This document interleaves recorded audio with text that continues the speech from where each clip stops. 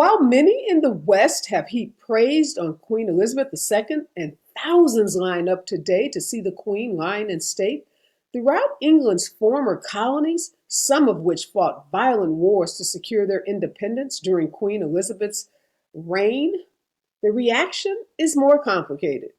Some opponents of the monarchy and well respected journalists are in fact calling her colonizer queen. Today we are asking, how do you pay respect for the dead while reckoning with past wrongs? Experts weigh in, all coming up next. Live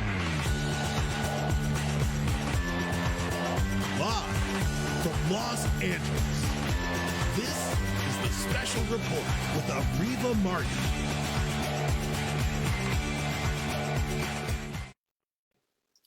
Queen Elizabeth's coffin will be on view in Westminster Hall until Monday, when a state funeral will be held. Mourners have stretched over 10 miles to get a glimpse of the longest-running head of state of the British Monarchy. Last week's death of Queen Elizabeth II was celebrated by some in the media. Tucker Carlson said she was the last living link to a truly great Britain. And Piers Morgan, as well as Jeff Bezos, are publicly defending the Queen. Now, in contrast, a Pennsylvania professor said she hoped the Queen's final hours of pain were, well, excruciating. Trahaka Love, a writer for the New York Magazine, wrote, quote, "For 96 years, that colonizer has been sucking up the Earth's resources. You can't be a literal oppressor and not expect the people you've oppressed not to rejoice on the news of your death," end quote. Harvard professor Maya Jasanoff wrote for the Times last week that it was wrong to romanticize the Queen's rule. She referenced repression in Malaya, Kenya, and Yemen, and said the Queen helped obscure a bloody history of decolonization. Noted journalists Jamel Hill and Eugene Scott also chimed in, saying it was time to talk about colonialism under the Queen.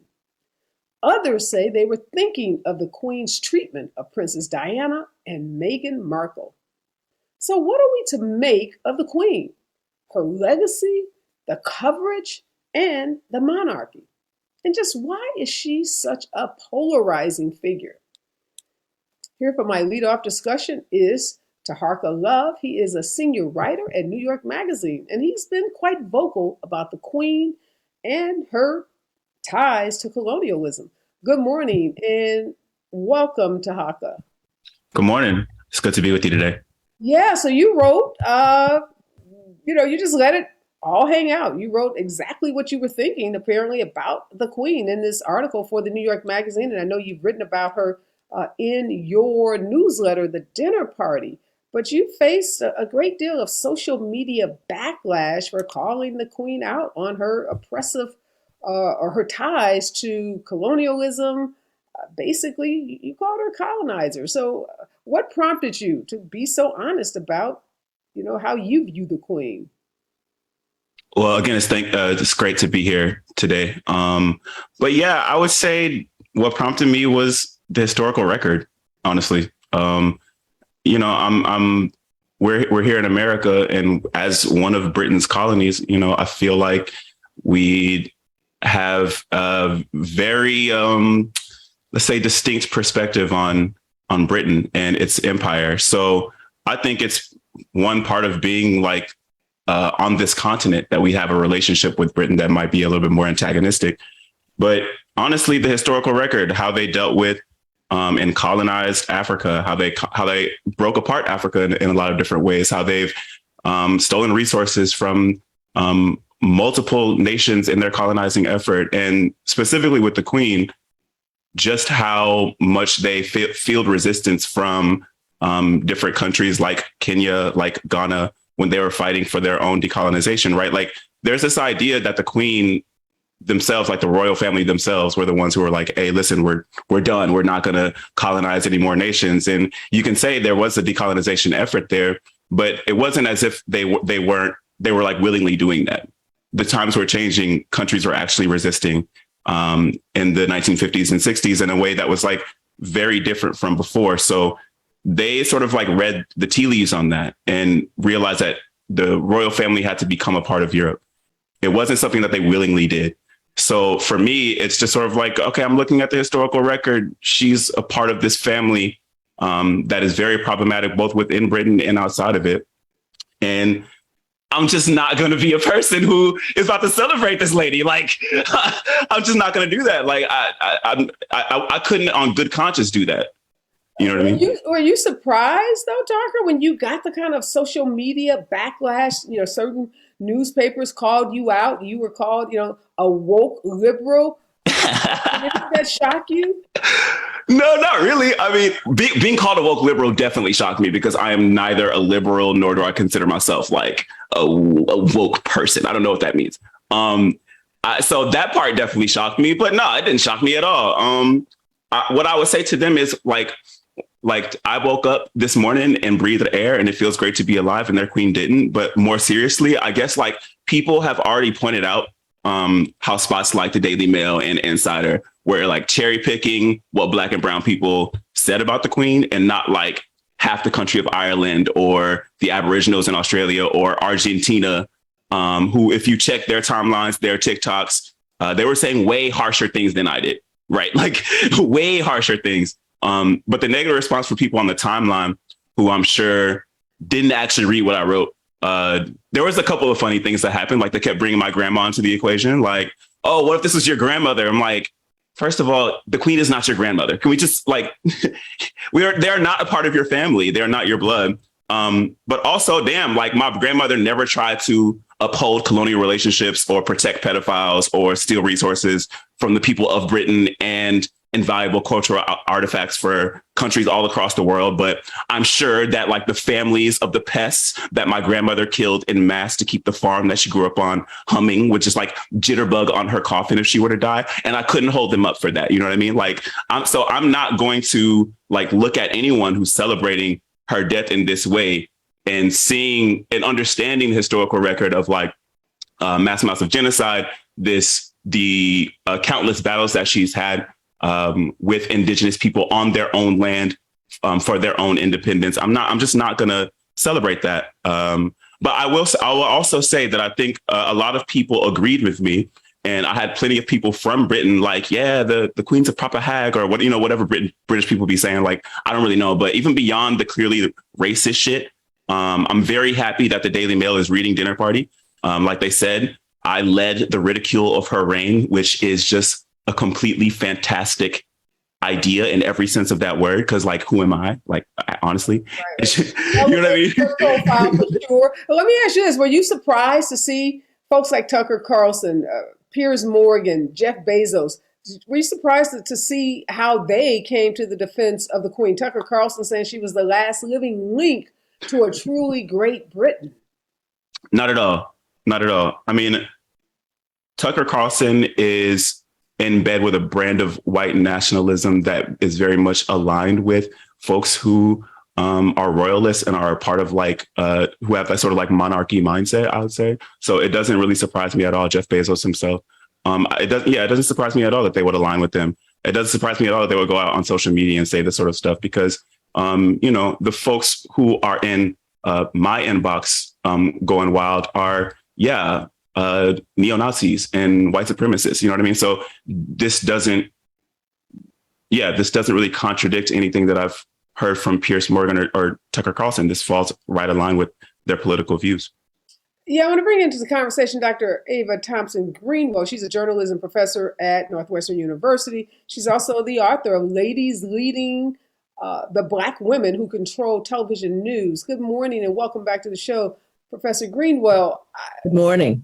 What I'm trying to make sense of is this 24/7 coverage that we've seen. I was actually in St. Louis last Thursday when the news broke that she was near death and then she actually died. And it was like wall-to-wall coverage from Thursday pretty much through Monday. I think it started to subside a little, Monday, Tuesday. I suspect it'll pick back up over the weekend as they prepare for the funeral on Monday. But what do you make of this coverage, just wall to wall?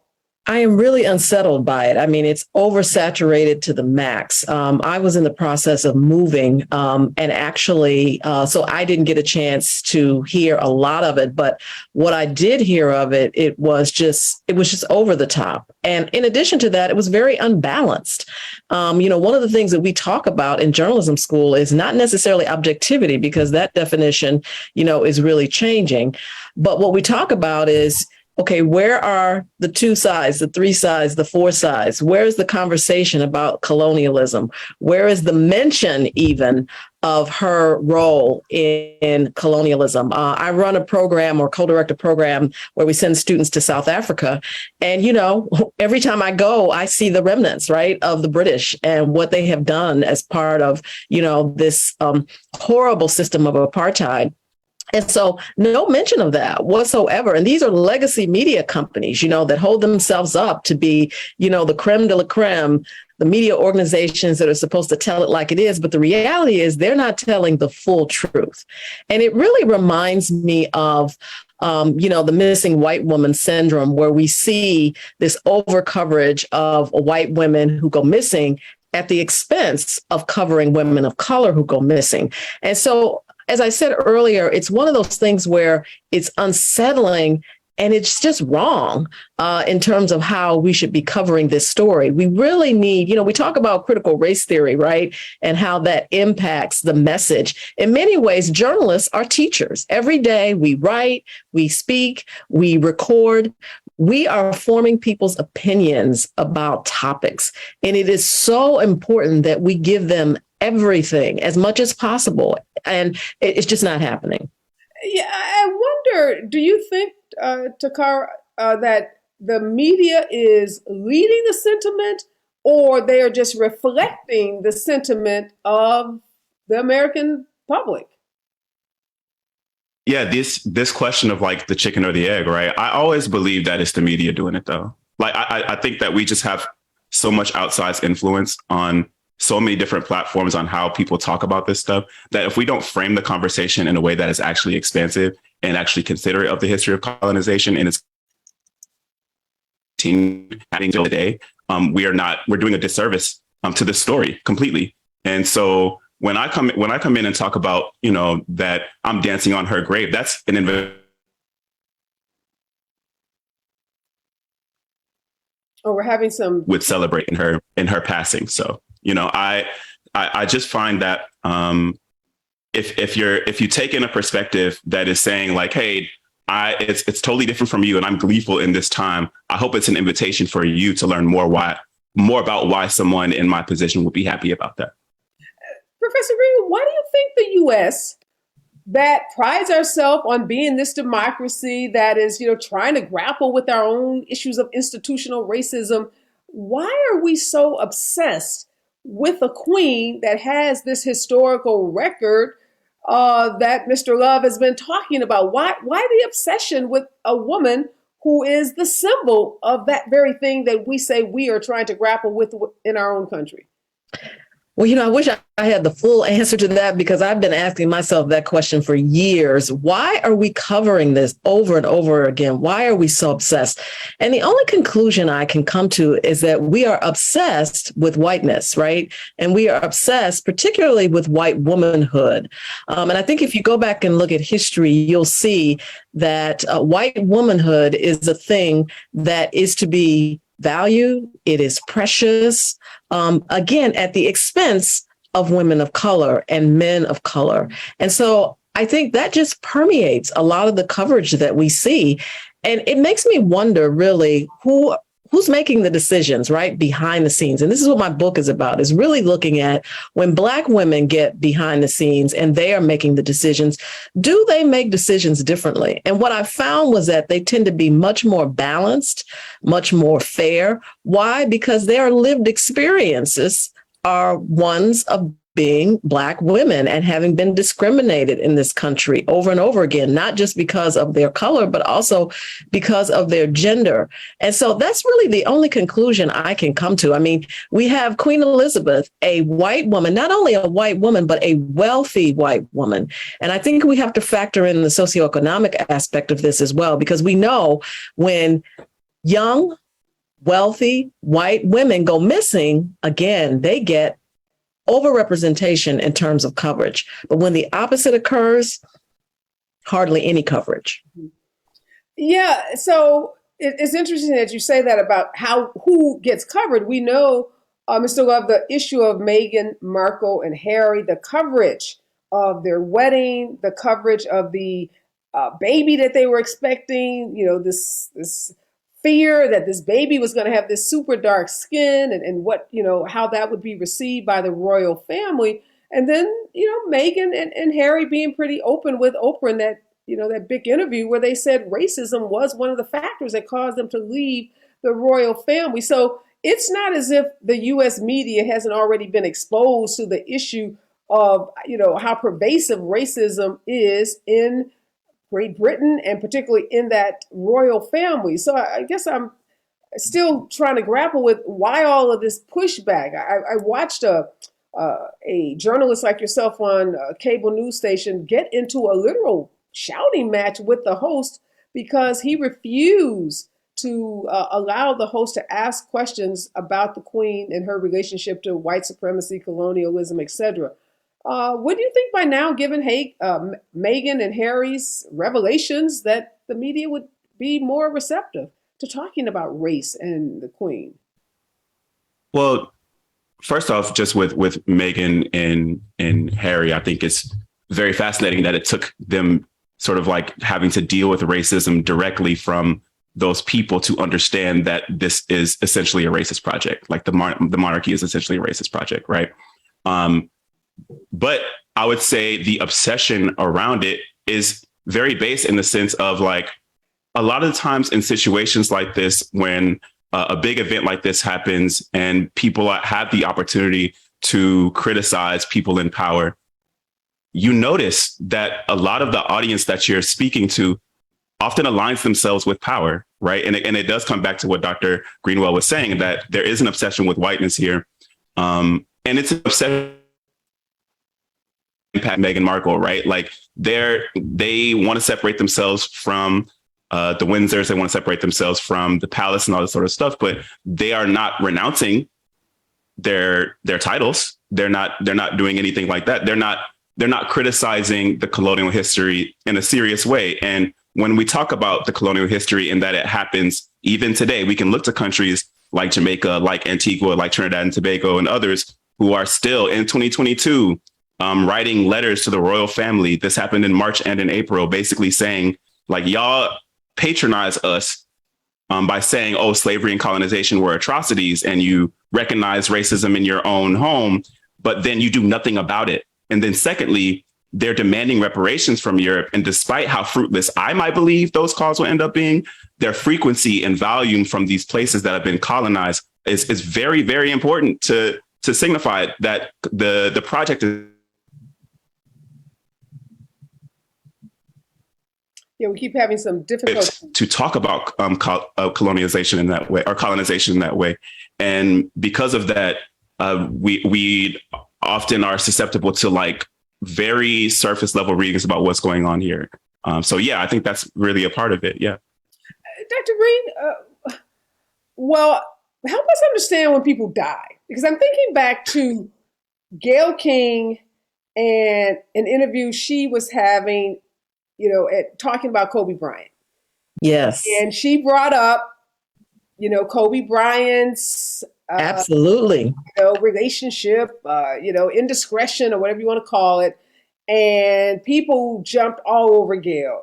They sure did. Because of our love. Including my husband. My husband jumped all over Gayle after that. All over her. Right, Remember, her and Snoop had this big battle, and Snoop's mama had to get involved to tell him to calm down and apologize to Gayle. So, you know, it was a thing, right? So, and a lot of what people were saying is, he's dead. Let the man rest in peace. Why are you bringing up this old, you know, dirty laundry when he's done so much good and now he's deceased and his wife is mourning and his, you know, so is there a proper way to cover people who've died? So again, I go back to the full story, right? People can certainly be redeemed, right, later in life when they do great things. And I think we want to mention that, but we can't mention that only if they did a lot of bad stuff, early on in their life.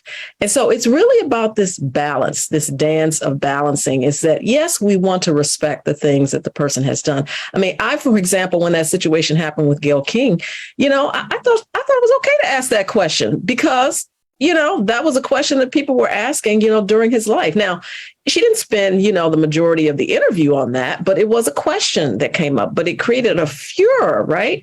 And so when people hold folks in such, almost godlike, right? And they don't want you to say a darn thing about them that might be negative, it's just not true. We all as individuals have positive aspects of our personality and we have negative aspects of our personality.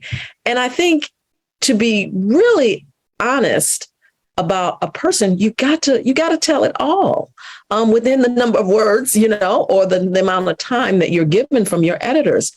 And so I just really think we need to be more critical thinkers that even in the circumstances of death, that we can learn something from that person's life. We can see that, oh, maybe they started out this way and then something made them change. Something made them be a better person.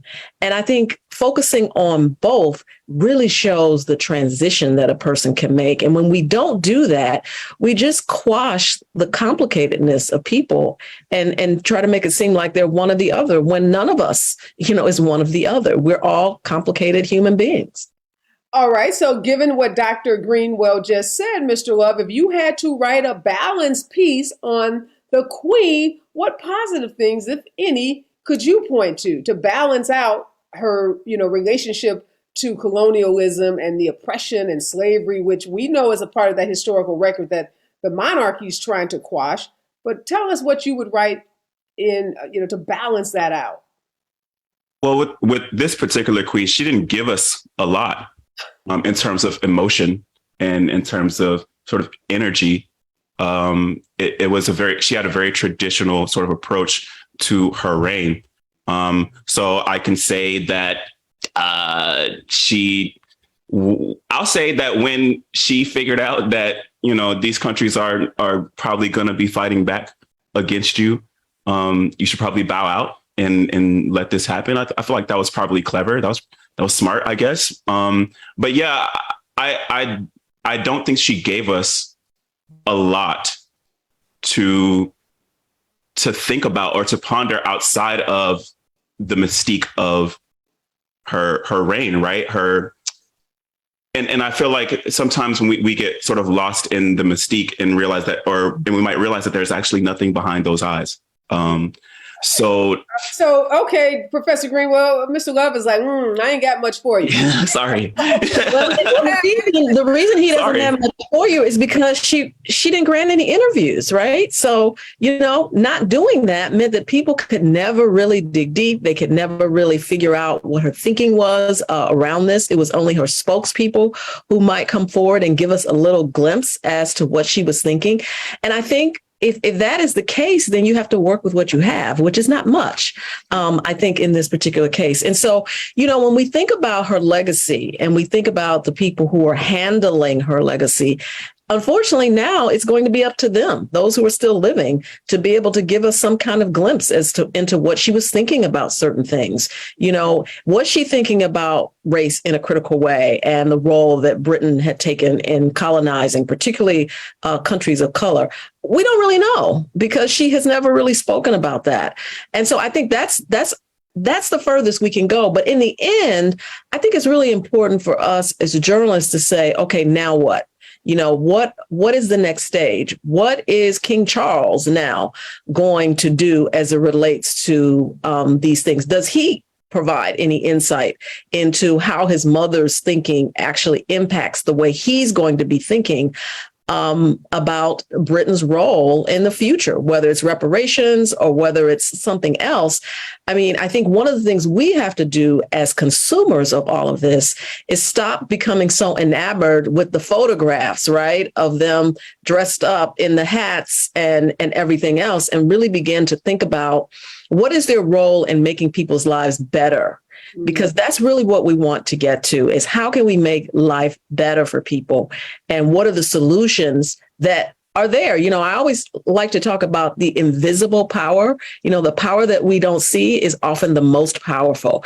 And my guess would be that's one of the reasons why she didn't give any interviews, right? Is because when you're powerful, you don't need to give any interviews. You can just let people think what they want to think because you know you are still in control.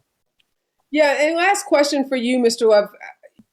I assume you're not going to change the way you're covering this story. I assume your newsletter and your opinion pieces are going to remain the same. If you had to say something to those legacy, media outlets, the ones that Professor Greenwell has talked about, who have, been so one-sided in their coverage, what advice would you give them? Because people are reading those stories and walking away with the impression that the monarchy wants people to have. We're going to see these lines stretch 10 miles. We're going to hear people on the streets when they do those on the street interviews just talking in such glowing terms. And what seems like what's happening is that those other voices are being, quieted. So some people may not hear your take. They may not, hear Professor Greenwell's take. So what can those mainstream media companies do to make sure that we have more balance in the story?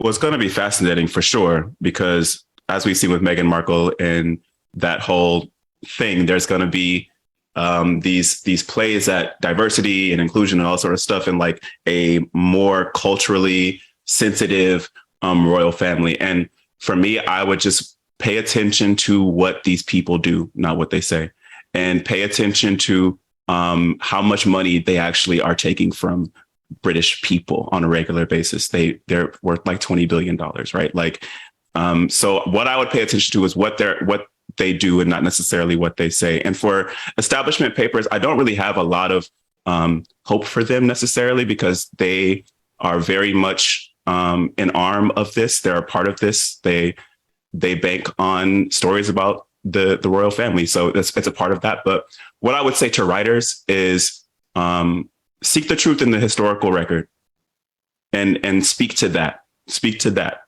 And Areva, I was going to say, I think he's losing him. I love what you said, though, about look at what they do, not what they say. Go ahead, Dr. Greenwell. And then I have this question I have to ask you for my daughters, but go ahead, make your point. And I would just add the same thing for the news managers, right? Let's look at what they do and not what they necessarily have done in the past. And what that means is maybe they need to do a coverage audit and really look at the coverage that they have done over the course of this last week or so, and just really have some real reflection on, did we do a disservice to our viewers, our listeners, our readers? And if so, make those corrections, because there will be other times, right?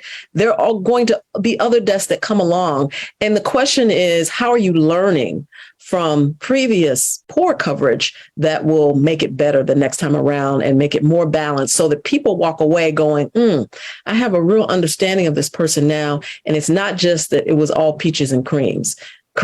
There was some in those cherries, right? There was some seeds there as well. And I think it's important for us to walk away with that of all of our leaders, right? Because leaders are really a reflection of the people. Yeah, no, I love what both of you are saying about look at, the actions of a person tell us a lot more than their words. And in the case of Queen Elizabeth, her lack of words tell us not as much as what her actions tell us. But real quickly, before I let you go, Professor Greenwell, Meghan Markle recently made a statement that really ruffled the feathers of young Black women in particular, when she said that it wasn't until she married Harry that Black folks started treating her like a Black woman. I see you shaking your head, Mr. Webb. Did you see that statement, Professor Greenwell? I had not seen that. Was that the one that the interview, the podcast that she did? Yes, and black women, particularly my daughters, millennial women, they were really that didn't sit well with them. So I was just wondering if you had an opinion on it. You didn't see it. How about you, Basile? Did you hear the statement? I did hear the statement. I thought it was fascinating. I do want to note that, Meghan Markle is a biracial woman. And so that sort of makes sense. And if we think about whiteness as an identity is defined by a negation, right? So maybe she didn't really see herself in that way. I doubt it personally, but maybe she didn't see herself in that way until she was within this greater backdrop of historic whiteness. Yeah, I think black women, though, listening to my daughter was like, well, maybe we didn't see you as a black woman because you didn't embrace your blackness. So Professor, hey, go find it. I was going to say, there still is there's still colorism. There's still a preference for whiteness. I mean, that's just the reality in this country. I mean, Meghan Markle matriculated right here at Northwestern University as an undergraduate, where I am now. And I think she was here during the time that I was here, but I'm in a different department. So, of course, I never knew her. But I really think it goes to what your guest just said, is that how does she see herself?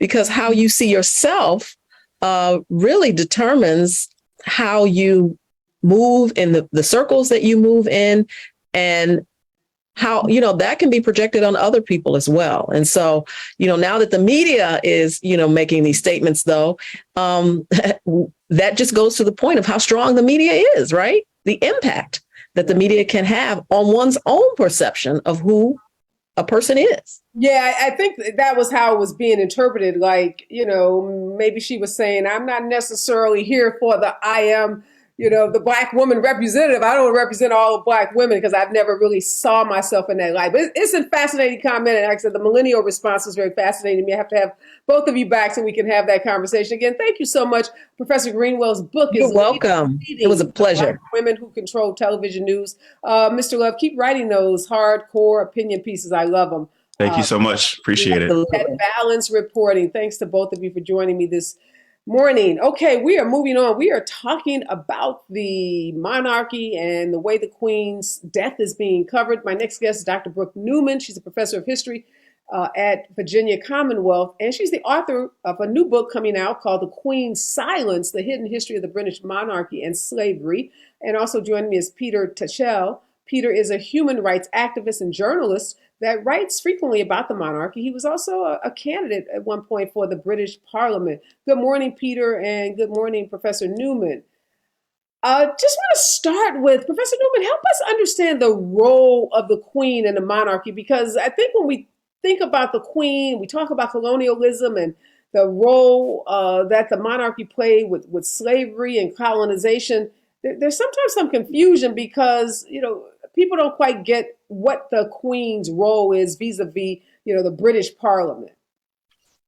So I think the important thing to know is that the involvement of the British monarchy and the royal family in the slave trade and in colonial slavery goes back hundreds of years to the reign of Elizabeth I. So we're talking about her namesake, Elizabeth I, in the 16th century, giving supplies and ships and her support for an illicit slave trade from West Africa to the Spanish Empire in the Americas. Later in the 17th century, this was crystallized into the formation of the Royal African Company, which was launched by King Charles II and which was headed by his younger brother, James, the Duke of York, the future King James II. He also was the largest shareholder of the Royal African Company. And the Royal African Company would brand his initials into the bodies of enslaved people before shipping them to the New World. So the involvement of the royal family was not just an involvement that was abstract. They were directly involved for a number of centuries, and they also fought initially against the abolition movement to end the slave trade.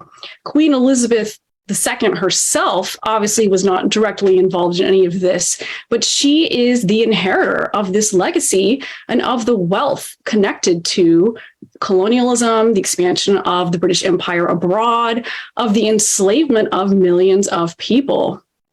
And so I asked this of the journalists in the earlier part of the show, Professor Newman. I'll ask you, given that history and given the US's effort to grapple with institutional racism and its involvement with slavery, why the obsession by Americans with a queen who has ties to that horrific history you just gave us?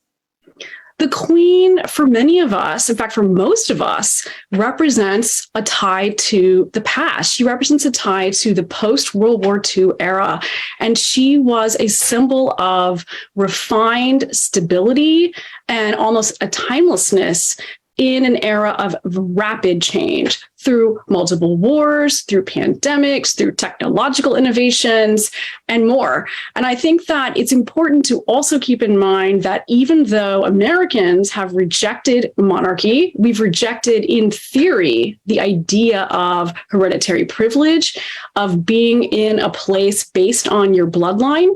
At the same time, we have our own deep and dark history of slavery and its legacies in this country. And so I think looking at someone like the Queen and being obsessed with the royals has in some ways more to do with a vicarious thrill of fantasizing about monarchy and its privileges, like the crown, for example, and the thought of having this wealth and this privilege, rather than it does in taking seriously and grappling with the legacies of colonialism and slavery, in addition to the fact that much of this history was not taught in American schools and also in British schools and also throughout the Caribbean.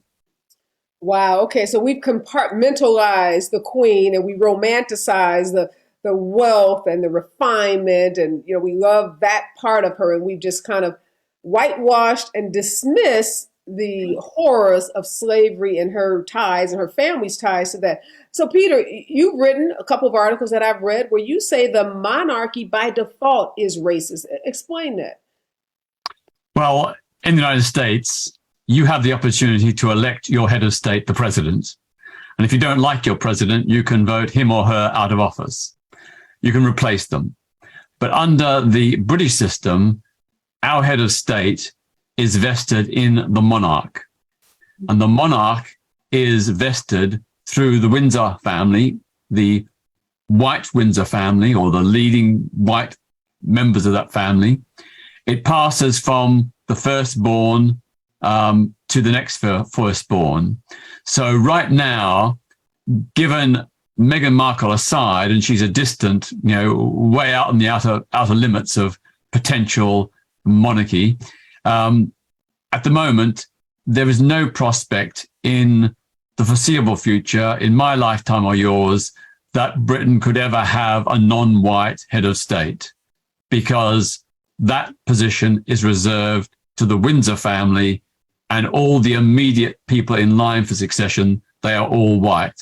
And I find that incredibly offensive. The idea that no Black or British person, no matter how worthy, no matter how moral and ethical, and no matter how much they've achieved, they can never be our head of state. That's profoundly offensive, and it is racist.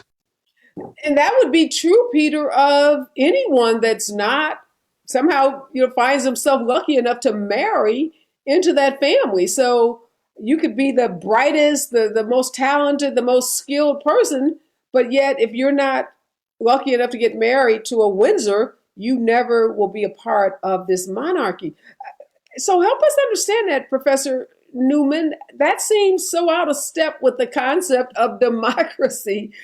This notion that only one family, not even like 10 families, one family line controls that position forever. This is a 1,000-year-old archaic institution, and it is rooted in medieval concepts of hereditary privilege, of blood, and of royal blood as being separate and sacred and superior, not just to the subjects that the monarchs rule over, but also from the rest of humanity. They are in many ways an anachronism in the 21st century. And I honestly believe that they know that. They will never admit this, but they know this. And this is why there is so much emphasis on the ceremonial theater of the Queen's death and on the transition to the next monarch and the significance of the pomp and the ceremony and the grandeur is to, in some ways, overawe us to the point that we don't question why this institution has survived. We don't question the inequality inherent in the institution and everything that it represents. But I do think that the response to the Queen's death, the voices of dissent that we are hearing, these are very important voices. And not only should we be listening and talking about it, but the royal family should be listening too, especially King Charles.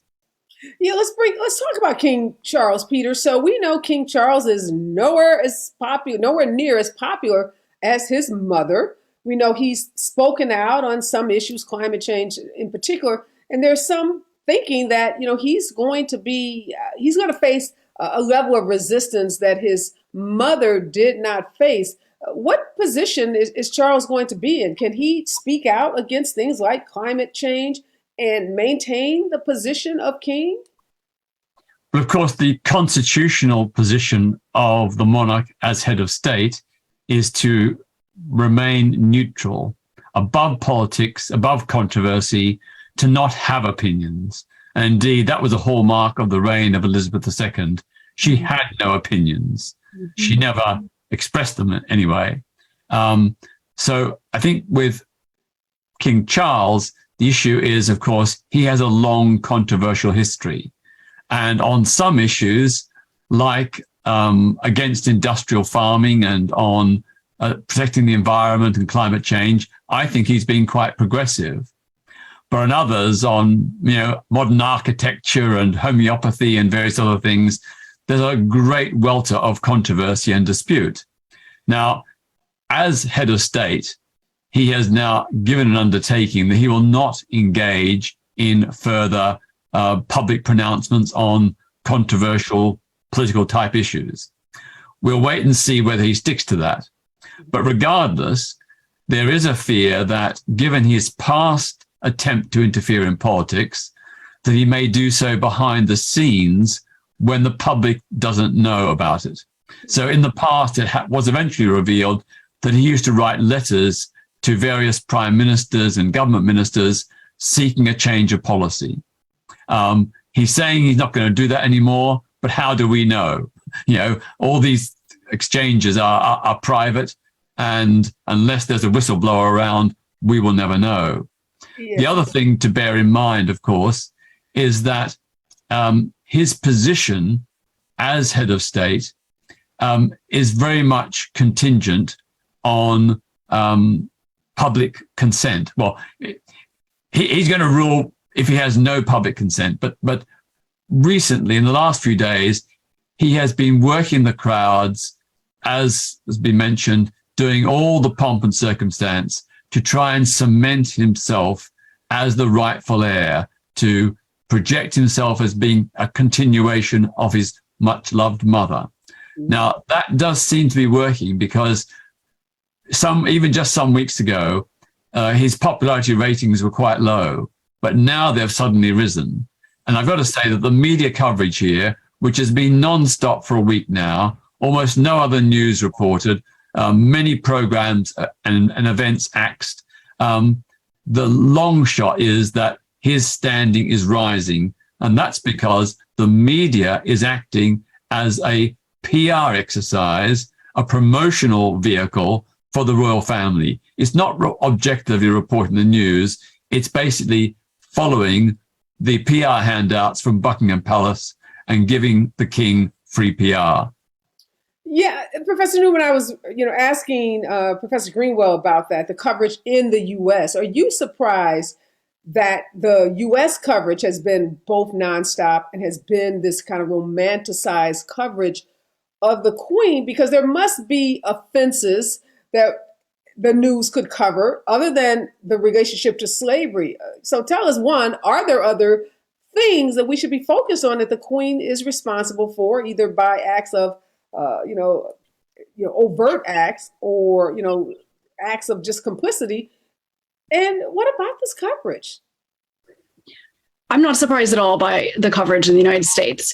This has been a media storm in the making. People have been preparing for her death for years. I was contacted a year ago when the Queen's health was declining and asked to give interviews for stories that would come out as soon as she died. So people have been sitting on stories about the Queen and her legacy for years. And everyone knows that people will be paying attention to not only the Queen and her legacy and her death and the funeral and everything else, but what happens next with King Charles.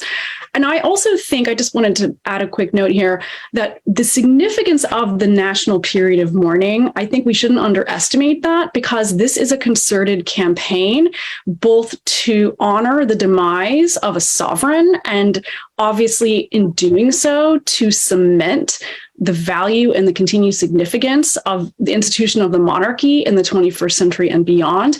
But it's also about the making of a king, the making of a new king, and hoping to garner public sympathy for him and have his poll numbers rise. He is one of the least popular members of the royal family, and he has been for a number of years, not least because of all of the scandals connected with him and his treatment of Princess Diana. So I think this is something that in Britain in particular has been carefully orchestrated and planned for decades. It's important. The British need to be seen as knowing what they're doing. The institution itself owes its survival to these kinds of deals with the media. At the same time, the voices of dissent that we're hearing that are saying, well, wait a minute, what about what has happened, not just in the past involving members of the royal family and the monarch, but also in the 20th century? These are important voices that we should be listening to as well. The Queen, we will never know for sure, because many of these conversations that she had with prime ministers, for example, were private or were not recorded. But we do know that in some cases, the Queen was unaware of atrocities that were committed in her name. However, atrocities that were committed in Kenya, for example, shortly after she took the throne in the Mau Mau uprising, she did become aware of these atrocities during her lifetime. And at the same time, she chose not to grapple with the colonialist past of the monarchy and also crimes against humanity that were occurring during her reign and in her name. And I think that is why her legacy is mixed. And so, Peter, we know there's been a cry for reparations. Many countries that the British Empire, have just raped and robbed of their resources are calling for reparations. Do you think King Charles, takes any action, does anything to try to make those countries like Jamaica, make those countries whole? Do they return anything like the jewels in the Queen's crown or any of the diamonds or the other, the wealth that they've stolen? Well, you're absolutely right. The wealth of Britain was initially prime-propped centuries ago by colonialism and by the slave trade.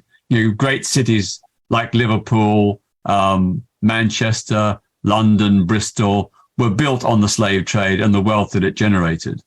So, in many senses, the slave trade and colonialism gave the financial jumpstart for the Industrial Revolution, which pushed Britain to become the workshop of the world in the 19th century. So certainly we owe a great debt, a huge debt. And there is, of course, and have been many calls for reparations. That is not something that Prince Charles, or now King Charles, has the capacity to deliver, because he is a titular ceremonial head of state, except that there are certain reserve powers. And you mentioned earlier about, the lack of critical appraisal. It's only in the last 2 years it's come out that both the Queen and Charles used an arcane procedure called Queen's Consent over 1,000 times to block laws that would have had an adverse effect upon their own estates and wealth. Now, these included things like health and safety, environmental protection, the right of tenants to buy their own properties, all these kind of things, over 1,000 times. And of course, King Charles inherited his mother's vast wealth without paying a penny in inheritance tax because he's exempt. Nobody else is exempt, but he's exempt. And, the Duchy of Lancaster alone, which is a private, income, is valued at about £650 million. When the Queen Mother died, she had a vast estate which included a collection of Fabergé eggs. The Queen got all of those inheritance tax free. So this is an example of a still very privileged family that is able to intervene in politics and get their way. Yes. Okay. So, Professor Newman, Peter is saying, hey, the monarchy gets involved in the governance of Britain and its colonies when it's to their financial advantage. Peter just said over 1,000 times that they intervened to prevent laws from being enacted that may have impacted their financial wealth. One, we don't hear a lot about that. This is news that Peter is breaking to me, and I'm sure lots of viewers. So Charles does have a choice, and Queen Elizabeth too had a choice, to not continue to live on the wealth that was stolen from these countries, to distribute it, to walk away the way Harry did. So talk to us about these choices, because it's presented in a way that suggests, oh my God, constitutionally, they can't talk about politics. They're just these symbolic heads of states. They're just powerless. They just have to sit there and be showered with all this wealth. That's kind of how the story's being fed to us. But that's not the true story. Right. That's absolutely the case. They have a choice, despite the fact that a constitutional monarch is meant to remain politically neutral. They obviously have not in certain cases when it has been to their benefit. But more importantly, to acknowledge the historical record, to point out what has occurred, who has benefited, and to apologize and to, for example, reach out to CARICOM and say, what should the next steps be? How can we, as in concert with the British government, help you? How can we help you? You have been our subjects for a number of centuries. You were enslaved, you were subjugated, and you were subject to inequality that still affects you to this day. How can we help you? How can we repair that damage? That is a choice that Queen Elizabeth could have made and chose not to make, and that Charles chose not to make. Likely, this has to do with how willing they are to determine if reparations and an apology for slavery helps their agenda. Is it going to help ensure the survival of the institution that they embody?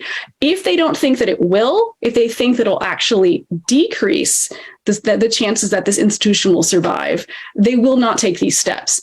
In addition, though, they don't want to draw negative attention to themselves. So they're much more likely to deliver speeches as Charles did and Prince William did in Ghana, in Rwanda, in Jamaica, and Barbados, where they admit that slavery was an atrocity, slavery never should have happened, that this is a dark history. At the same time, they would rather draw attention to Britain and the royal family's involvement in the abolition movement, because that is a positive story. It puts both the country and the royal family in a positive light. This is good PR. Apologizing for slavery, they probably are not sure how people would respond to that it might be politicized. But I think that people who are currently living in the Commonwealth realms that have not severed ties with the crown yet, places like Jamaica, St. Kitts, other Caribbean nations, for them, this is a crucial issue. It's not abstract. Their ancestors were enslaved. Inequality was inherited over time. The enslavers in the 19th century, they were compensated by the British government, and it took until 2015 for that loan to be paid off. And so the descendants of enslaved people living in modern Britain helped to pay off the debt of slavery to slave owners and not to the enslaved and their descendants. This is a crucial point, and it is something that I honestly can't keep repeating enough because I think it's so important.